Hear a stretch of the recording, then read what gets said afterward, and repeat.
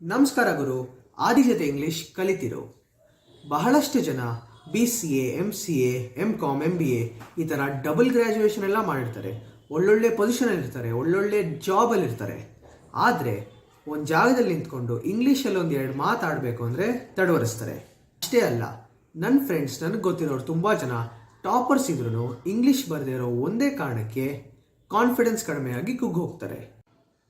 ಅಲ್ಲ ಗುರು, ನಮ್ಮ ಅಪ್ಪು ಸರ್ ಹೇಳ್ದಂಗೆ 49 ಅಕ್ಷರ ಇರೋ ಕನ್ನಡ ಭಾಷೆ ಕಲ್ತಿರೋ ನಿಮಗೆ 26 ಅಕ್ಷರ ಇರೋ ಇಂಗ್ಲಿಷ್ ಭಾಷೆ ಕಲಿಯೋದು ಕಷ್ಟನಾ? ತುಂಬಾನೇ ಸುಲಭ. ಅದಕ್ಕೆ ನನ್ನ ಚಾನೆಲ್ ನೋಡಿ ಇಂಗ್ಲಿಷ್ ಸುಲಭವಾಗಿ ಕಲೀರಿ. ಬರ್ಲಾ ಗುರು, ಆದಿಜತೆ ಇಂಗ್ಲಿಷ್ ಕಲಿತಿರೋ.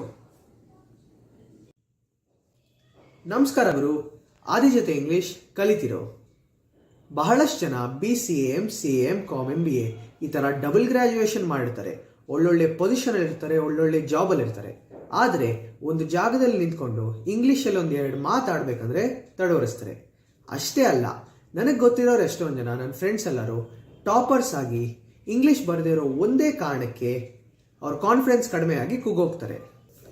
ಅಲ್ಲ ಗುರು, ನಮ್ಮ ಅಪ್ಪು ಸರ್ ಹೇಳ್ದಂಗೆ 49 ಅಕ್ಷರ ಇರೋ ಕನ್ನಡ ಭಾಷೆ ಕಲ್ತಿರೋ ನಿಮಗೆ 26 ಅಕ್ಷರ ಇರೋ ಇಂಗ್ಲೀಷ್ ಭಾಷೆ ಕಲಿಯೋದು ಕಷ್ಟನಾ? ತುಂಬಾನೇ ಸುಲಭ. ಅದಕ್ಕೆ ನನ್ನ ಚಾನೆಲ್ ನೋಡಿ ಇಂಗ್ಲೀಷ್ ಕಲೀರಿ. ಸೊ ಬರ್ಲಾ ಗುರು, ಆದಿಜತೆ ಇಂಗ್ಲೀಷ್ ಕಲಿತಿರೋ.